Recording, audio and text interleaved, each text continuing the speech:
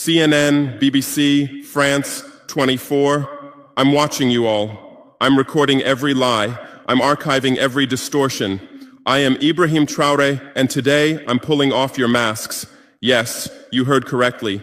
I, whom you call a young military junta leader, whom you brand as a dangerous radical, whom you serve up as an anti-Western dictator, am now telling you the truth. And this time you cannot turn off your microphones. This time you cannot turn away your cameras. This time your editors cannot cut this speech, because the world you monopolize no longer exists. Because millions will hear these words now, without passing through your filters, without being subjected to your distortions, without being muddied by your lies.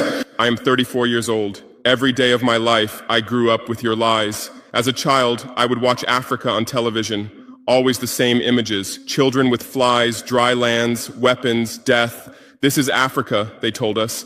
This is what Africa is. And we believed it. We were ashamed of ourselves. We were ashamed of our own lands, of our own people. But then I grew up. I read, I researched, I questioned, and I understood that the Africa you showed us wasn't real. The story you told us was a lie. The fate you imposed on us was a script you had written. For years, how have you portrayed Africa? How have you shown it? How have you sold it to your viewers? As if we were creatures who had no share of humanity, as if we were savages left outside of civilization, as if we were wretches waiting for you to save us. Every day, every hour, every minute, the same story plays on your screens. Hunger, war, disease, corruption, terror, chaos. These are the words that come to mind when Africa is mentioned.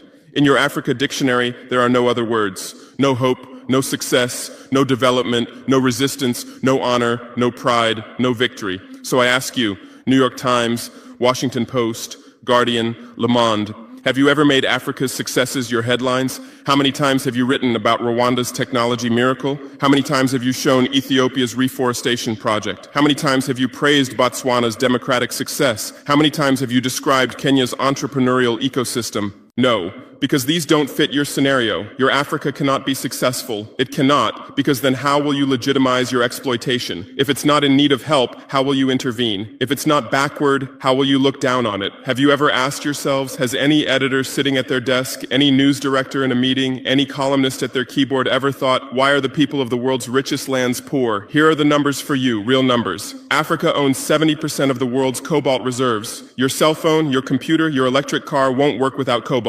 This cobalt comes from Congo, but Congolese can't afford cell phones. Africa owns 90% of the world's platinum reserves. Catalytic converters, electronic devices, medical implants, they all need platinum. This platinum comes from South Africa, but South Africans are crushed by unemployment. Africa provides 30% of the world's gold production. Mali, Burkina Faso, Ghana, Tanzania.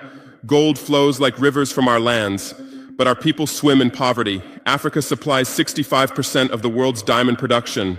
Botswana, Angola, Congo, Sierra Leone, billions of dollars worth of diamonds are extracted, but our miners live on $1 a day. Africa owns 35% of the world's uranium reserves. Niger, Namibia, South Africa. Nuclear plants run on our uranium. Paris lights burn with our uranium, but our villages have no electricity. And you still ask, why is Africa poor? No, the right question is, how was Africa kept poor while being so rich? Here's your answer. Colonialism didn't end. It changed shape.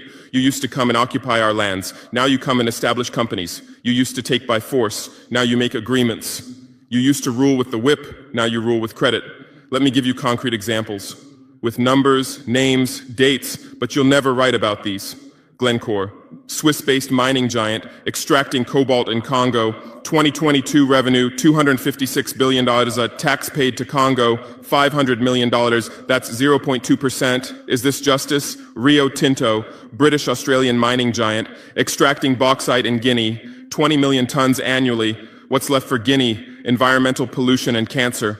Total, now Total Energies, French oil giant, extracting oil in Angola, Nigeria, Congo. 2022, profit, $36 billion investment in Africa, dirty pipelines, Anglo-American, founded in South Africa but now in London. Diamonds, platinum, iron, taking everything. What it left in South Africa, 6 million unemployed miners. And these are just the tip of the iceberg. What about the invisible, the secret deals, the offshore accounts, the transfer pricing tricks? Every year, $88 billion in illegal money flows out of Africa. Who writes about this? Every year, $45 billion in aid comes to Africa. Everyone writes about this, but no one says Africa is not the continent receiving aid, it's the continent giving aid. While you zoom your cameras on swollen bellies, there is a huge system working silently in the background. Every day, tons of gold, diamonds, cobalt, uranium, oil leave our land. But how? Here is the system. Step 1, create corruption, bribe our leaders, open offshore accounts, promise them a life of luxury, send their children to your schools. Step 2, make deals, get 50-year, 99-year concessions, ask for tax exemptions, be exempt from environmental rules, ignore labor rights. Step 3, control the infrastructure.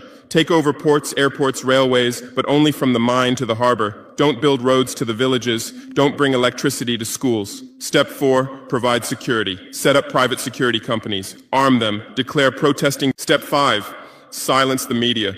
Buy local journalists. Suppress opposing voices. Serve internal unrest news to international media. And this is how the system works. It's been working like this for 100 years, and you don't see this system. You don't want to see it, because you're part of this system too. Who are the biggest advertisers of New York Times, CNN, BBC, oil companies, mining companies, arms companies, pharmaceutical cartels, the companies that exploit Africa? You live on their money, you defend their interests, and what I'm about to tell you might cost me my life, but it's no longer time to be silent. France's system in Africa is the CFA franc. 14 African countries still use French colonial currency. 50% of these countries' central bank reserves sit in the French treasury. France applies negative interest to this money, so we pay France to use our own money. Through this system, France transfers $500 billion worth of resources from Africa every year. Does anyone write about this? No. But when France gives Africa 10 billion euros in aid, it makes headlines. Britain's system is more sophisticated. London is the world's money laundering center. City of London, offshore paradise. Every penny stolen from Africa passes through London. Jersey, Guernsey, Cayman Islands, Virgin Islands, all under British control. Africa's wealth hides there.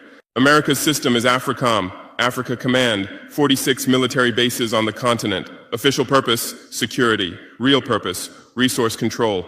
Drones in our airspace every day, listening devices everywhere. They say fighting terrorism, but it's not terrorists. It's people's leaders who are targeted. China is the new player, says win-win, builds infrastructure, gives credit, but in exchange for what? 99-year port concessions, mining rights, agricultural lands, debt-trap diplomacy, ask Sri Lanka, ask Zambia, and you write about none of this. Why? Because you're not free press. You're corporate press. Your bosses are billionaires. Jeff Bezos bought Washington Post. Why? For love of journalism? Rupert Murdoch's media empire, Fox News, Wall Street Journal, The Sun, The Times, all from the same hand, all giving the same message. West is good, others are bad. Carlos Slim is the largest shareholder of New York Times, Mexican billionaire. Where's his wealth from? Monopolized telecommunications, got rich off Latin America's back, now controls America's most respected newspaper. And you claim to do independent journalism? Who are your editors? Which schools did they graduate from? Harvard, Yale, Oxford, Cambridge?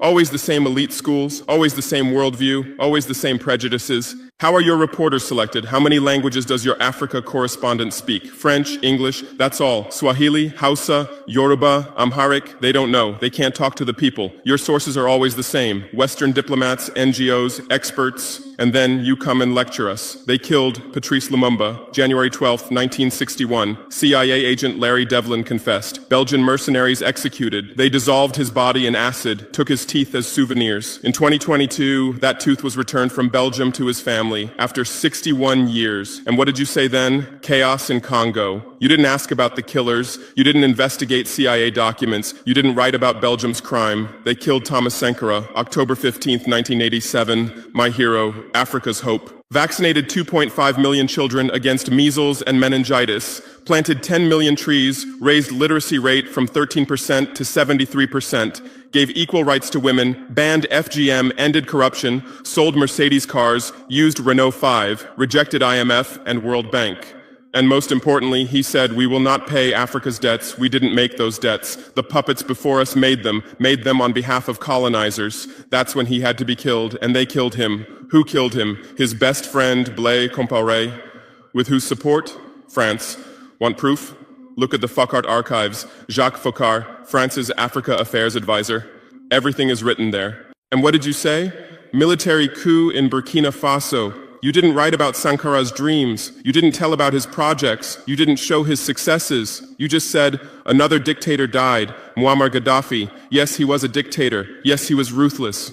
But what had he done in Libya? Per capita income $12,000, Africa's highest. Literacy rate from 25% to 87%. Life expectancy from 51 to 74. Free healthcare, free education, $50,000 for newlyweds, interest-free loans for homebuyers, $5,000 for new births, gasoline 14 cents per liter, great man-made river, irrigation project to green the desert, and Gaddafi's real crime, dream of United States of Africa, African Central Bank project, African Investment Bank, African Monetary Fund, and most dangerous, gold dinar, refusing to sell oil for dollars. October 20th, 2011, lynched in Sirte, Hillary Clinton laughed. We came, we saw, he died.